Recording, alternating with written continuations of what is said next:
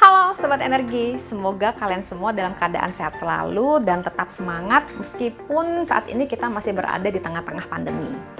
Sesuai dengan judul video kali ini, aku akan ngebahas mengenai penyesuaian tarif listrik atau lebih dikenal dengan tarif adjustment. So, check it out! Total jumlah pelanggan PLN itu ada sekitar 78,5 juta yang dikelompokkan dalam 38 golongan. Dari ke-38 golongan ini dibedakan lagi berdasarkan pelanggan bersubsidi dan pelanggan non bersubsidi. Untuk pelanggan bersubsidi itu ada 25 golongan dengan jumlah pelanggan sekitar 37 juta atau 47%-nya. Sedangkan 13 golongan sisanya adalah golongan non bersubsidi dengan jumlah pelanggan sekitar 41,5 juta atau 53%-nya dari total pelanggan PLN. Nah, sebagaimana yang kita tahu bahwa golongan bersubsidi itu diperuntukkan untuk saudara-saudara kita yang tergolong kurang mampu. Sedangkan untuk golongan non bersubsidi atau golongan mampu adalah golongan yang tidak layak untuk disubsidi.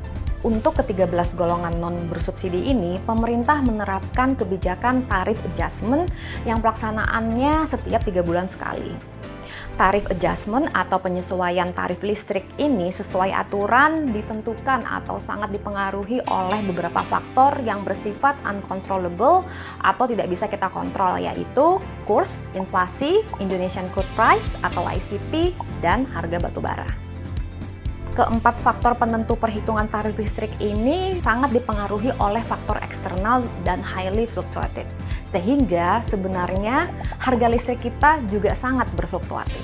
Oleh karenanya, pemerintah menetapkan bahwa penerapan tarif adjustment dilaksanakan setiap 3 bulan sekali. Penyesuaian tarif ini dapat berupa kenaikan tarif atau juga bisa berupa penurunan tarif, tergantung dinamika dari keempat faktor tadi. Tapi, sejak tahun 2017, pemerintah memutuskan untuk tidak menerapkan tarif adjustment. Artinya, harga listrik dijaga tetap. Alhasil, harga listrik tidak berubah-ubah sebagaimana mestinya yang mengikuti harga keekonomian yang sebenarnya.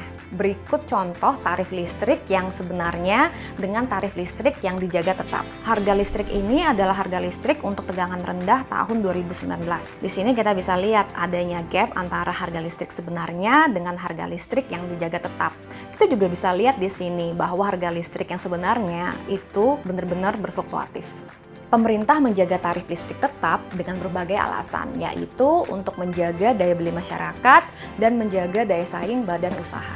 Karena tidak diberlakukannya tarif adjustment, maka PLN tidak bisa menjual harga listrik sesuai dengan tarif sebenarnya dan menyebabkan berkurangnya pendapatan PT PLN. Oleh karena itu, semenjak tahun 2017, pemerintah memberikan kompensasi atau biaya ganti rugi kepada PLN untuk menutupi kekurangan pendapatannya PLN tersebut. Biaya kompensasi yang dikeluarkan pemerintah untuk PLN ini jumlahnya nggak sedikit loh. Tercatat pada tahun 2017, pemerintah mengeluarkan biaya kompensasi sebesar 7,5 triliun. Kemudian di tahun 2018 sebesar 23,2 triliun. Dan di tahun 2019 sebesar 22,3 triliun. Dan di tahun 2020 sebesar 17,9 triliun. Dan itu semua bersumber dari kas negara atau APBN. Data tahun 2020 menunjukkan bahwa penerima kompensasi didominasi 82,6% oleh industri besar dan rumah tangga mampu yang masing-masing mengeluarkan biaya kompensasi sebesar 8,3 triliun rupiah dan 6,5 triliun rupiah. Baru sisanya diterima oleh pemerintah, layanan khusus, dan golongan bawah. Jadi, secara tidak langsung, pemerintah juga memberikan subsidi kepada golongan non bersubsidi atau golongan mampu yang sebenarnya tidak patut untuk diberi subsidi. Maka, agar keuangan negara dapat dipergunakan untuk hal-hal yang lebih penting, sudah saatnya pemberian kompensasi dihapuskan, yaitu dengan mulai menerapkan tarif adjustment sebagaimana mestinya. Sekali lagi, penyesuaian tarif ini hanya untuk golongan non bersubsidi atau golongan mampu. Jadi tidak termasuk golongan rumah tangga 450 VA ya. Selain membebani APBN, pembayaran kompensasi juga nggak pernah mulus karena harus menunggu penganggaran tahun berikutnya yang menyebabkan adanya tunggakan pembayaran pemerintah ke PLN yang cukup signifikan jumlahnya, sehingga mempengaruhi kesehatan neraca keuangan PLN. Nah, Sobat Energi, menurut kalian masih perlukah kompensasi untuk orang-orang mampu ini dijalankan? Apalagi di tengah pandemi saat ini, di saat pemasukan negara berkurang dan kebutuhan dana untuk penanganan COVID-19 adalah menjadi hal yang harus diutamakan negara.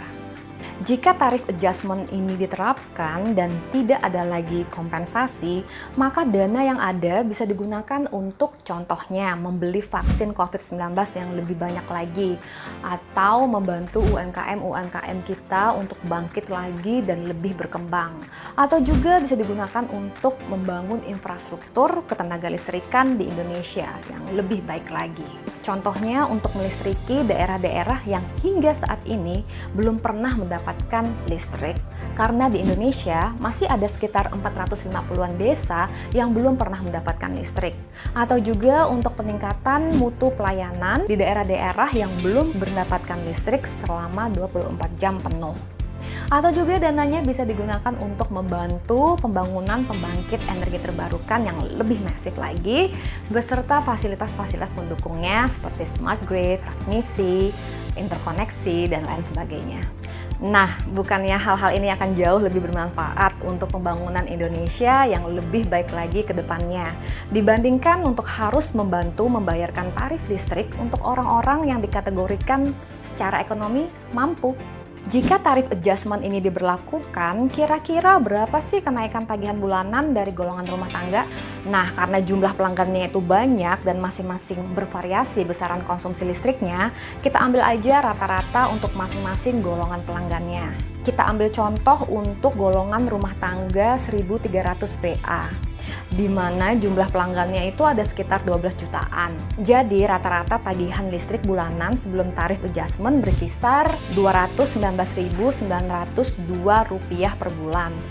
Nah, kalau tarif adjustment ini diterapkan, maka tagihannya menjadi Rp230.712 per bulan atau mengalami kenaikan sebesar Rp10.850 per bulan atau Rp360 per hari.